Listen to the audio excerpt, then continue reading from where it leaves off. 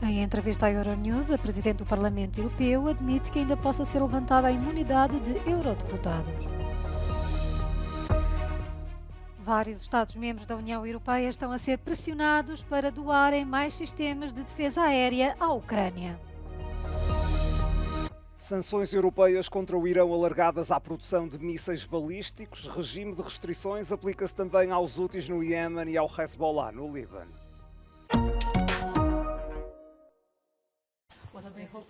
A Presidente do Parlamento Europeu promete abrir processos de levantamento da imunidade aos eurodeputados alegadamente envolvidos no chamado Russia Gate, quando as condições estiverem reunidas, disse a Euronews. Trata-se de uma investigação sobre o pagamento de verbas para difundir propaganda pró-Rússia antes das eleições europeias de junho. We continue to wait for information to be received from national authorities because this would require any waiver of immunity being adopted by this House. Investigations that would need to take place, like had happened in the past, that would require national authorities to ask. We're waiting for that, and when that happens, we will do our job as we've always done.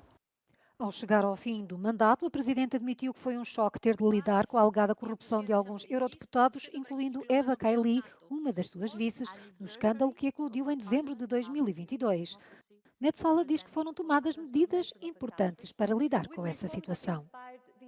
We had a choice that day. Either we say that this is something that would happen in any parliament, or that we look at the party political colour, or that we look at the country involved. But I refused to do that. I said, this House needs to move on. This House needs to make sure that if something like this had to happen again, then firewalls would be put in place and alarm bells would be sounded.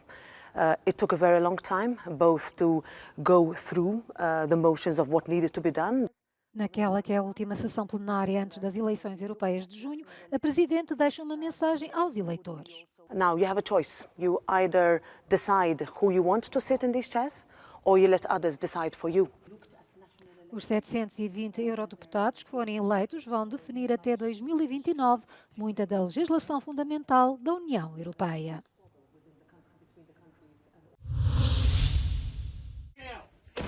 A Rússia pode estar a preparar-se para um ataque na Ucrânia em grande escala. O alerta é do Instituto para o Estudo da Guerra, sediado nos Estados Unidos. Os analistas norte-americanos sublinham que a situação no leste da Ucrânia é crítica. A Rússia, dizem, está a fazer ganhos marginais, mas o cenário pode agravar-se rapidamente. Ukrainian forces currently are under immense constraints due to material shortages and delays in Western security assistance. And Ukrainian forces do not have the capabilities that they previously had to blunt a lot of the Russian advances that we have seen.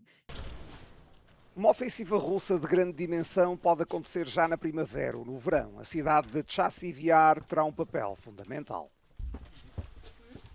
If Russian forces seize Chasiv Yar, they then have a position from which they could launch subsequent offensive operations onto Konstantinivka and Drushkivka. These are major cities in Donetsk Oblast that form the backbone of Ukrainian defense, and that would be very significant. So for the spring, we'll likely see Russian forces continue intensified offensive operations to seize Chasiv Yar. Os analistas referem que o conflito na Ucrânia pode obrigar a NATO a mobilizar mais recursos humanos e financeiros. Se a Rússia ganhar a guerra, avisam, haverá uma ameaça imediata à Aliança Atlântica, desde o Mar Negro até à Finlândia, passando pelos Estados Bálticos. Os países da União Europeia que possuem sistemas de defesa aérea estão a ser pressionados para aumentar a sua ajuda à Ucrânia. Este foi um dos temas centrais da reunião dos ministros dos Negócios Estrangeiros e da Defesa, segunda-feira no Luxemburgo. Com a Alemanha a ser a mais generosa, a pressão é exercida sobre Espanha, Países Baixos, Itália, Grécia e Roménia, que têm sistemas de defesa aérea Patriot. Contudo, a sua hesitação joga politicamente a favor da Rússia, de acordo com uma analista. The truth is that it's been our self-restraint that has triggered the escalation. Putin smells fear and he smells the fact that we're afraid. And, what does a fighter on a ring do when he smells that his adversary is scared? He doubles down, and that's exactly what is happening. So, on the one hand, I think, conceptually, even and psychologically, it's an argument that doesn't hold much water, and the evidence shows that, as I said, our self-restraint is exactly what has triggered an escalation. O presidente ucraniano, Volodymyr Zelensky, repreendeu os países que retêm estoques de sistemas de defesa aérea na sua mensagem aos líderes reunidos na Cimeira da União Europeia na semana passada. Zelensky insistiu que os sistemas de defesa aérea salvam muitas vidas e evitam a destruição de muitas infraestruturas. O chefe da diplomacia da União Europeia usou o mesmo argumento. The figures are really appalling. The way Russia is attacking Ukraine on missiles, on drones, and on guided bombs. Just on guided bombs, the Ukrainians has reported 7,000 in 4 months, which is about 16 guided bombs a day. And this is a constant shelling in the east. It's part of the Putin's strategy. On the other hand, it's clear that Ukraine lacks weapons to self-defense and to reject the Russian aggression. O presidente Zelensky disse que a Ucrânia precisa de apenas 7 sistemas Patriot para proteger as suas principais cidades de novo ataque russo, mas não está claro qual o número que poderá ser disponibilizado pelos Estados-membros.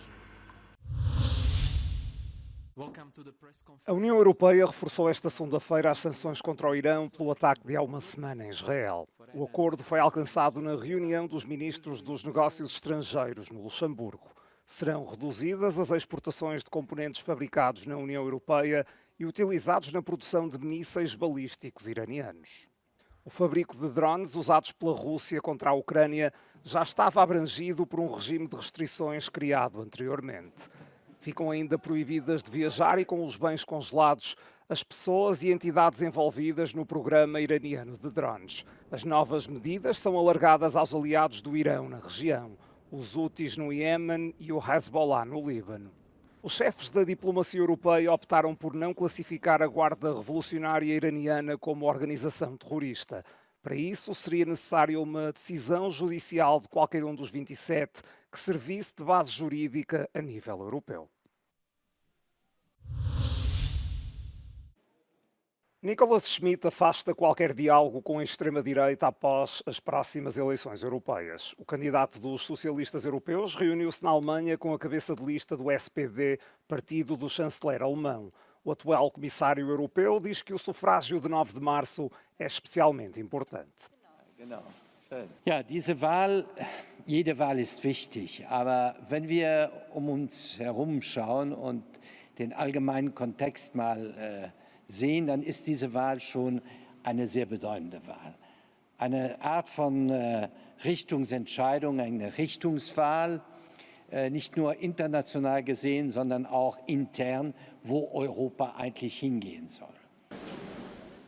Pela primeira vez, os jovens de 16 e 17 anos vão poder votar na Alemanha. Os partidos de extrema-direita alemães têm conseguido atrair a atenção dos adolescentes nas redes sociais.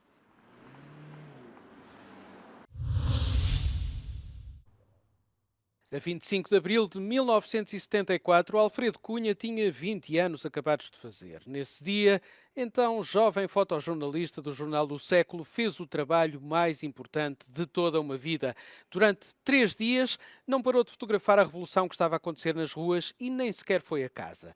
Hoje, as fotos que fez são consideradas um dos mais importantes testemunhos daquele a que Sofia de Melo Breiner chamou o dia inicial inteiro e limpo. Eu saí do trabalho à noite, cheguei a casa e quando cheguei a casa a minha mãe disse-me que estava a haver uma revolução e eu voltei para o jornal outra vez e fui fotografar, fui para o jornal O Século, onde trabalhava e fui fotografar. Entre as fotografias que fez nesse dia, uma tornou-se especial.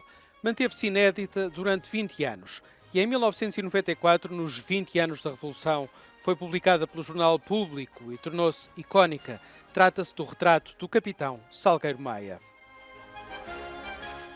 Este retrato, há quem considere que é o retrato do 25 de Abril, eu acho que é o retrato de Salgueiro Maia, nada mais que isso, mas que nos leva para um ponto em que o homem se transforma num mito. E é isso que as pessoas veem nesse retrato. É aqui posto de comando do movimento das Forças Armadas. Isto é um retrato da nossa juventude,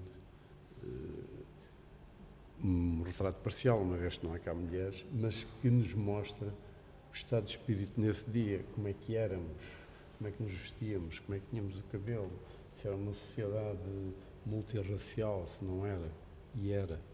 E eu acho que este é um retrato que, se fizermos uma aproximação entre estas duas caras,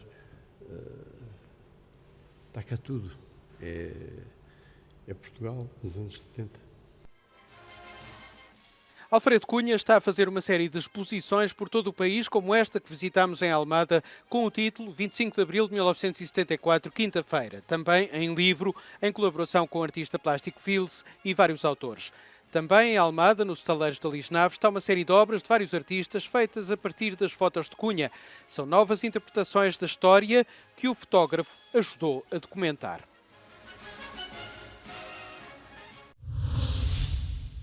Durante o fim de semana, o tempo de inverno regressou à Polónia. Na maior parte do país, a temperatura desceu e, em alguns locais, os termómetros ficaram abaixo dos 0 graus. Além da chuva e do granizo, caiu neve nas zonas montanhosas.